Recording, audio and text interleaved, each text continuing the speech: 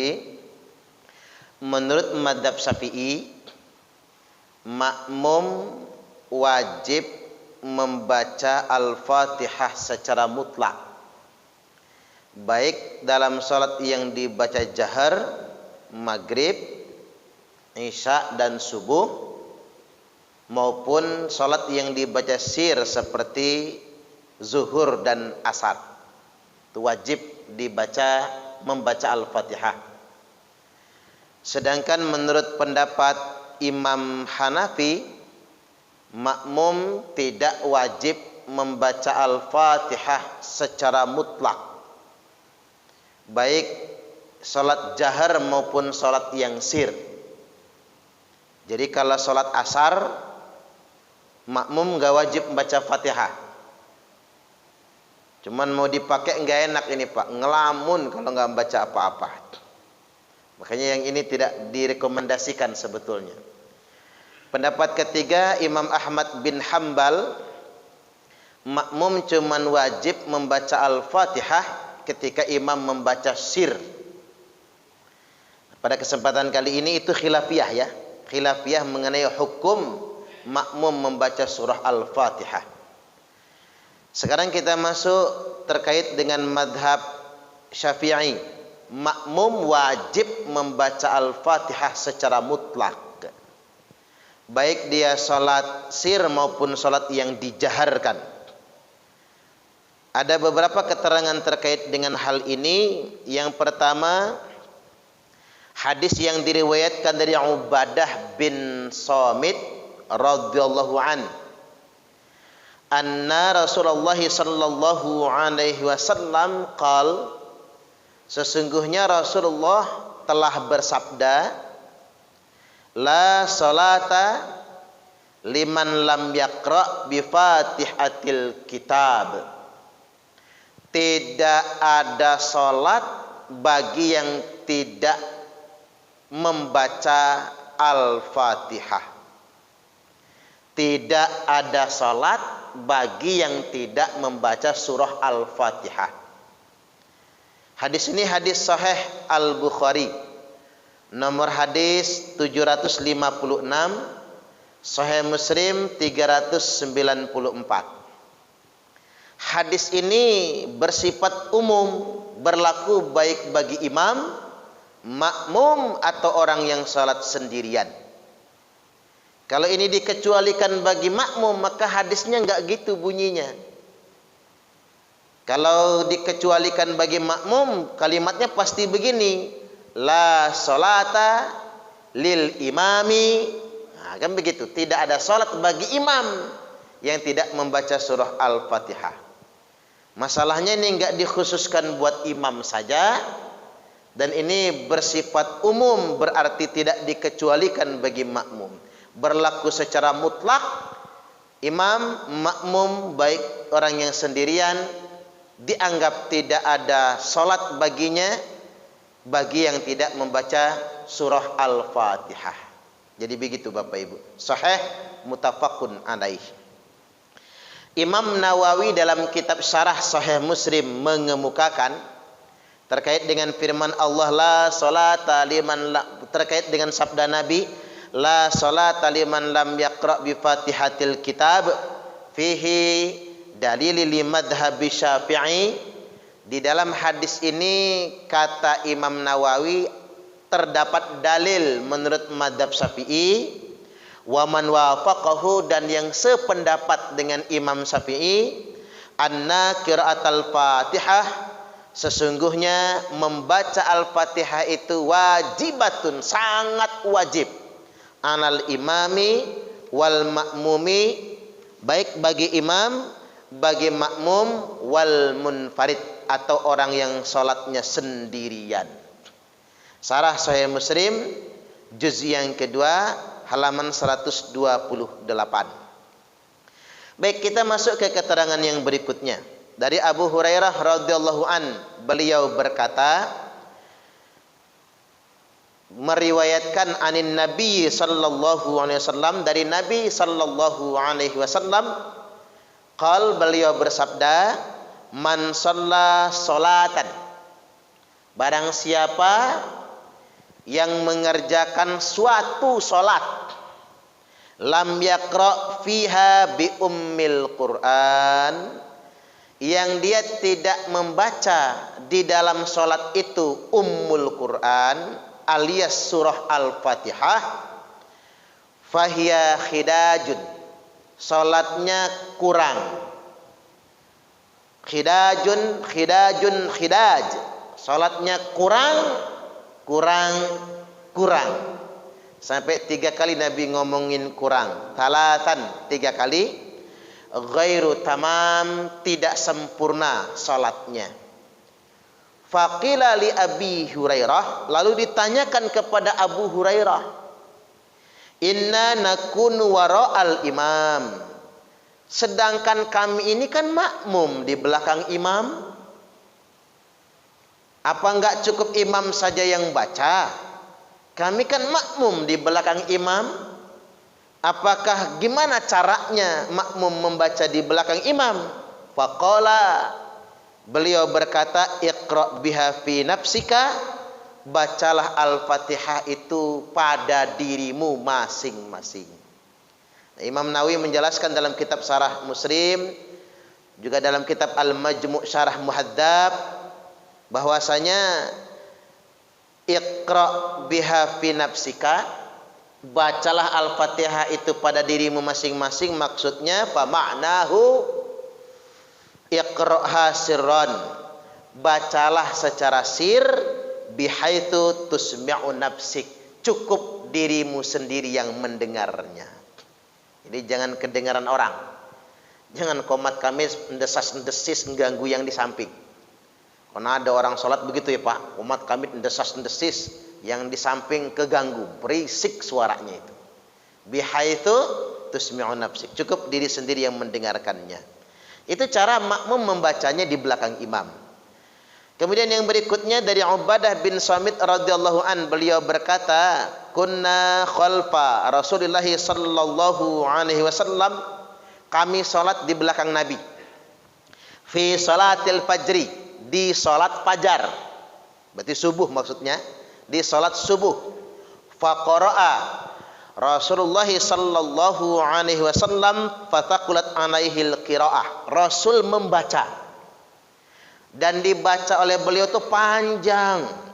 Berarti ada anjuran kalau salat subuh bacaannya panjang, diberatkan bacaannya.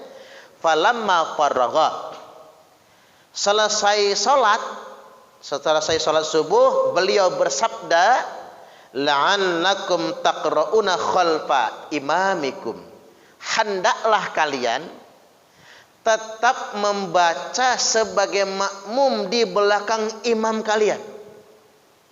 Ini Nabi mengatakan, bersabda, hendaklah kalian, ini selesai salat subuh nih, tetap membaca di belakang makmum. Kemudian para sahabat menjawab, qulna, kami menjawab, na'am haddan ya Rasulullah, iya begitulah kami melakukannya ya Rasulullah. Na'am haddan, emang kayak gitu, bahasa kitanya begitu Pak. Di orang Arab jadi kalau ditanya, diucapkan sesuatu, disuruh sesuatu, dia jawab sesuatu itu sudah dikerjakannya, na'am haddan. Contoh misalnya, Mbah Poniran sudah lanjut usia. Ya betul kan? Kemudian kita nyebut, kita ngomong sama orang di rumah, kalau ngepel itu yang keset sama yang kerja misalnya. Dia jawab, na'am haddan. Ya, begitulah yang sudah aku kerjakan. Itu maksudnya, na'am haddan. Jadi kita mengiyakannya itu bukan akan dikerjakan, tapi mengiyakannya itu karena memang sudah begitulah mengerjakannya. La'allakum taqra'una khalfa imamikum, hendaklah kalian, kata Nabi, sebagai makmum tetap membaca di belakang imam. Para sahabat menjawab, na'am haddan ya Rasulullah, iya emang kayak gitu kami mengerjakannya ya Rasulullah. Lalu Nabi menambahkan, kata Nabi, la taf'alu illa bi fatihatil kitab, kalian tidak perlu mengerjakan bacaan yang lain kecuali surah Al-Fatihah. Jadi ada pengkhususan. Ini ada bahasanya begini Pak. Satu, ini sholat subuh. Sholat subuh itu kan sholat jahar. Berarti walaupun imam menjaharkan bacaan Al-Fatihah, tidak menggugurkan kewajiban makmum membaca Al-Fatihah. Itu yang pertama pelajarannya. Itu sholat jahar soalnya. Yang kedua, ada pelajarannya. Berarti makmum hanya mesti baca Fatihah. Tidak perlu membaca surah yang lainnya. La taf'alu illa bi Fatihatil kitab. Tak perlu membaca yang lain. Cukup membaca surah Al-Fatihah saja. Fa innahu la salata liman lam yaqra biha. Karena sesungguhnya kata Nabi, tak ada salat bagi yang tidak membaca Al-Fatihah. Hadis ini hadis sahih, tercantum dalam kitab Sunan Abi Dawud, nomor hadis 823, Sunan At-Tirmidzi nomor 247, Musnad Imam Ahmad 12.924. Baik, kita lanjutkan ke hadis yang berikutnya lagi. Pada keterangan berikutnya versi Imam An-Nasa'i, riwayat Imam An-Nasa'i masih dari Ubadah bin Samit radhiyallahu an, qala, dia berkata, shalla bina Rasulullah sallallahu alaihi wasallam. Kami salat bersama Rasul. Jadi kan beliau dan para sahabat lain salat bersama Rasul. Ba'da shalawatil lati yujharu fiha bil qiraah, di salat yang separuh salatnya itu jahar bacaannya. Separuh jahar, separuh sir. Salat apa itu kira-kira Pak? Isya lah kalau separuh bener ya. Kalau maghrib cuma 3. Isya itu 2 rakaat jahar, 2 rakaatnya sir. Separuh jahar, separuh sir. Kemudian yang berikutnya faqala, selesai salat itu Nabi bersabda, selesai salat Isya, Nabi bersabda, la yaqra'anna ahadum minkum idza jahartu bil qiraah. La yaqra'anna. Oh, ini pakai nun taukid ya. La yaqra'anna. Janganlah sekali-kali membaca. Jadi karena taukid Pak, nun taukid sakilah, mesti cara nerjemahnya juga pakai taukid gitu. Jadi bukan jangan membaca, la yaqra'anna, janganlah sekali-kali membaca ahadum minkum, salah seorang di antara kalian. Idza jahartu bil qiraah, kalau aku, kata Nabi, sudah mengeraskan bacaan. Kalian jangan baca kalau aku sudah mengeraskan bacaan. Illa bi ummil Quran, kecuali surah Al-Fatihah. Ini awas Pak, kalau baca hadis ini dipotong salah nih. Jadi kalau hadis ini kita potong illa bi ummil Quran yang enggak kita baca, maka seakan-akan makmum enggak boleh baca Fatihah di belakang imam. Ini kalau orang baca hadis ini ada yang sekilit soalnya. La yaqra'anna ahadum minkum idza jahartu bil qiraah, titik. Janganlah sekali-kali di antara kalian semua membaca kalau aku sudah menjaharkan bacaan. Sampai situ aja. Ya bahaya kalau sampai situ saja. Ujung-ujungnya kita mengatakan bid'ah makmum baca Fatihah di belakang imam. Karena ada larangan dari Nabi. Padahal hadis itu ada ujungnya, illa bi ummil Quran, kecuali tetaplah membaca ummul Quran atau surah Al-Fatihah. Tegas sekali kan kalimatnya. Sunan An-Nasa'i nomor 920. Jadi saya ingin tegaskan Bapak Ibu, kita ini di Darul Akhirah, imam-imamnya bermadhab Syafi'i semua. Makmumnya mayoritas bermadhab Syafi'i. Walaupun boleh yang bermadhab Hanafi, Maliki, Hambali juga. Cuman bagi kita yang bermadhab Syafi'i, makmum wajib membaca Al-Fatihah. Saya tegaskan, makmum wajib membaca Al-Fatihah. Jangan meneng, baik bacaan yang jahar maupun bacaan yang sir. Tapi kalau yang bermadhab Hambali, ya monggo kerso, nggak salah juga. Namanya khilafiyah kan, sama-sama ahlu sunnah wal jamaah. Di madhab Hambali kalau makmumnya, kalau imamnya sudah jahar, makmum nggak wajib membaca Al-Fatihah. Kalau di mazhab Hanafi, jahar maupun sir makmum enggak wajib membaca Al-Fatihah. Jadi jangan dibikin kaku, tapi kita jelas dalilnya Pak yang bermadzhab Syafi'i. Jelas betul, penekanannya juga jelas, makmum wajib membaca Al-Fatihah. Kapan makmum wajib membacanya? Setelah Al-Fatihahnya imam. Setelah Al-Fatihahnya imam. Kalau sholat tarawih itu karena cepat ya, barengan imam aja Fatihahnya nggak apa-apa. Wong imam juga nggak bakal salah Al-Fatihahnya kan. Jadi tapi kalau bagus setelah Al-Fatihahnya imam. Jadi ketika imam amin kita baca Fatihah. Maka ada sunnah dari Nabi, habis Fatihah itu nggak langsung baca surat, tapi diam. Diamnya agak lama Nabi itu Pak, memberi kesempatan makmum menyelesaikan Al-Fatihah. Makanya panjenengan perhatikan di Masjidil Haram, Masjid Nabawi itu.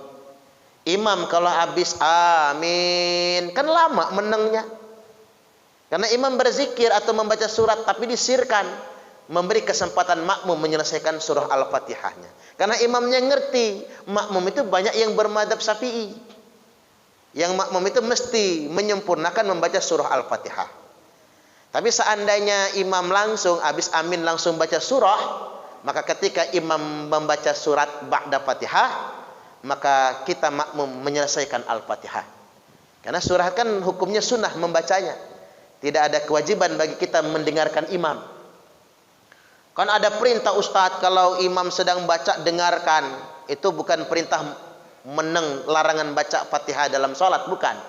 Itu terkait dengan khutbah Jumat. Larangan bercakap-cakap ketika khatib sedang menyampaikan ayat-ayat Allah. Itu maksudnya. Jadi sama sekali tidak terkait dengan larangan makmum membaca surah Al-Fatihah. Kan kita ini sering salah dalil sih Pak. Bergaya pakai dalil tapi sering salah kita itu. Sering dibaca itu surah Al-A'raf ayat 204. A'udzubillahi minasyaitonirrajim wa idza quri'al Qur'anu fastami'u lahu wa ansitu la'allakum turhamun. Apabila dibacakan Al-Quran maka dengarkanlah, fastami'u lahu wa ansitu, dan perhatikanlah, la'allakum turhamun, agar kalian semua mendapatkan rahmat. Kita sering salah.